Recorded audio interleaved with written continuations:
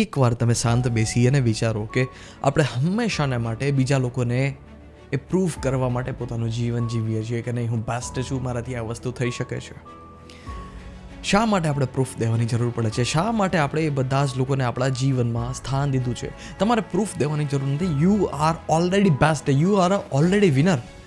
તમે હંમેશાને માટે વિનર છો જ, તમારે પ્રૂફ દેવાની જરૂર નથી. પરંતુ જ્યારે તમે એવા લોકોની આસપાસ ફરો છો કે એમાં તમે કમ્પેરિઝનમાં આવી જાઓ છો અને એ લોકો તમને એમ જતાવે છે કે નહીં, તારી પાસે ક્ષમતા નથી. કદાચ હોઈ શકે કે ભાઈ એક સ્કિલની ક્ષમતા નથી તો નથી. It's not a big deal. It's not a big deal. કદાચ માછલી છે ઝાડ પર ના ચડી શકે, એમાં કોઈ મોટી વાત નથી, એ બિગ ડીલ નથી. જ્યારે આપણે પ્રૂફ દેવાવાળી જીવન જીવશું ને ત્યારે શું થશે તમને ખબર છે? એક તમારો પગ છે ને એ બોટમાં હશે અને એક પગ કિનારા ઉપર હશે. બોલો શું થાય? આમાં આપણે પડવાના જ છીએ, આમાં આપણે તરવાના નથી. તરવું હોય તો શું કરવું પડે? તરવું હોય તો બંને પગ છે ને બોટમાં રાખવા પડે, તો આપણે બધા જ લોકો તરી શકીએ.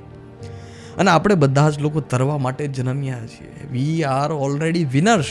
આપણે પ્રૂફ દેવાની જરૂર નથી. અરે તમારા જીવનમાં તમે જોવો તો ખરા, અત્યાર સુધીના સંઘર્ષના દોરમાં હંમેશાને માટે તમે સંઘર્ષ કરતા આવ્યા છો. હંમેશાને માટે, પલ માટે, ક્ષણ માટે હું મારા જીવનને બહેતરીન કેવી રીતે બનાવું, કયું વ્યક્તિત્વ છે જે વ્યક્તિત્વને હું વાંચવા બેસું તો મારું જીવન છે ઉપર સુધી જઈ શકે.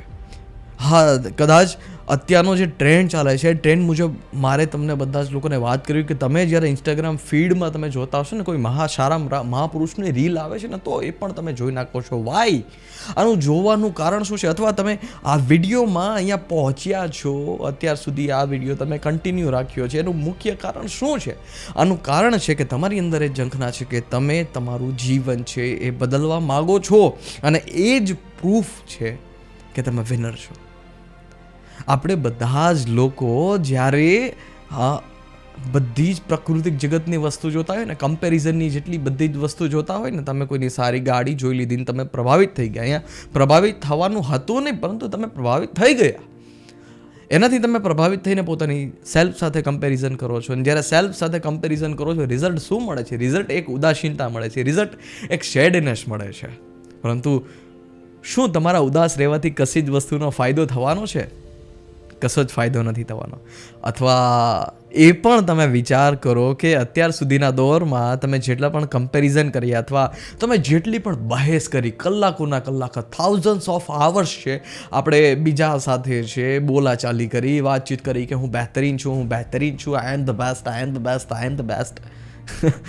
એનાથી શું ફાયદો થયો? કશો જ ફાયદો નથી થયો. સાર્થકતા કેમાં છે? સાર્થકતા એમાં છે કે દુનિયા જોતી હોય કે દુનિયા ન જોતી હોય, કશો ફર્ક ના પડે ને આપણે આપણું કામ છે, આપણે આપણું કર્તવ્ય છે, પૂરી શાંતિ છે કરીએ. કર્તવ્યમાં કશી જ વસ્તુની છે આપણે ઢીલ ના રાખીએ, ઈમાનદારી રાખીએ. દુનિયા પ્રત્યે ઈમાનદારી તો પછીનો પ્રશ્ન છે. સૌથી પહેલાં તો આપણે ઈમાનદારી રાખીએ પોતાની જાત પ્રત્યે. જેટલા પણ આપણે લક્ષ્ય ફિક્સ કરીએ છીએ અથવા જેટલી પણ આદતો જે આપણા જીવનમાં આવવી જોઈતી હતી, એ આદતોને આપણે જીવનમાં લઈ આવ્યા તો ખરા, પરંતુ ક્ષણિક માટે લઈ આવ્યા ને પછી આ આદત વહી ગઈ. તો હવે આ આદત આવીને વહી ગઈ. તમને ખબર હતી કે આ આદત સારી છે, પરંતુ આવીને વહી ગઈ. તો આ વહી ગઈ છે તો આનું કારણ શું છે? કેવી રીતે હું મારા જીવનમાં પાછી લઈ આવું? કેવી રીતે એક ડિસિપ્લિન સાધી શકું? રિયલ વાત છે ને આ છે, રિયલ મુદ્દાની વાત આ છે. પરંતુ આપણે પ્રૂફ દેવા માટે જ જન્મીએ છીએ, જીવીએ છીએ. સો આવું આપણે જીવન ના જીવીએ. આપણે કોઈને પણ પ્રૂફ દેવાની જરૂર નથી. You are always a winner. તમારી જે દિવાલ છે એમાં તમે લખી નાખો you are always a winner. અત્યારે મને ગુરુદેવ શ્રી રવિશંકર દ્વારા એક બહેતરીન કોટ જે એમને કીધો છે એની વાત મને યાદ આવે છે. એ કહે છે કે you are always a winner. Sometime you win, sometime you makes other win. આ જીવનનો એટીટ્યૂડ છે. આપણે નિરાશ થઈને બેઠા છીએ. આપણી જ્યારે સીમિત દ્રષ્ટિ હોય ને કે તમે સીમિત વસ્તુને જોઈ શકો છો, બહુ બહેતરીન ગહેરાઈ સુધી વસ્તુને નથી જોઈ શકતા, ત્યારે આપને તણાવ આવે છે, ત્યારે આપને સ્ટ્રેસ આવે છે કે હવે શું થશે, હવે શું થશે. આપણે પ્રેઝન્ટ ઉપર ફોકસ કરવાની જગ્યાએ, પ્રેઝન્ટમાં આપણે કામ કરવાની જગ્યાએ શું કરીએ છીએ? આ વિચારવાથી તો કશી જ વસ્તુનો ફાયદો નથી. અત્યાર સુધી જેટલું વિચારવાનું હતું એટલું તો આપણે વિચારી લીધું. Now it's time to action લેવાનો થાય છે.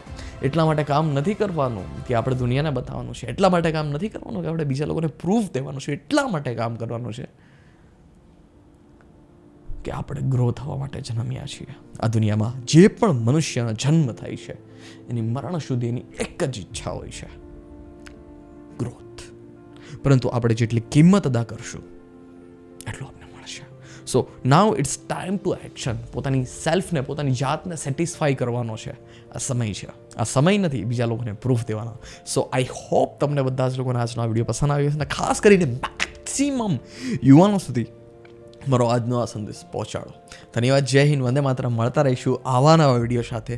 ખાસ કરીને તમને બધા જ લોકોને વાત ના ભૂલાય કે જેટલા પણ યુવાનો છે, જેટલા પણ બાળકો છે જે સ્કૂલમાં ભણે છે, કોલેજીસમાં ભણે છે, એ બધા જ લોકોને મેક્સિમમ જેટલા બની શકે એટલા લોકો સુધી શેર કરો દો આજના આ વિડીયોને.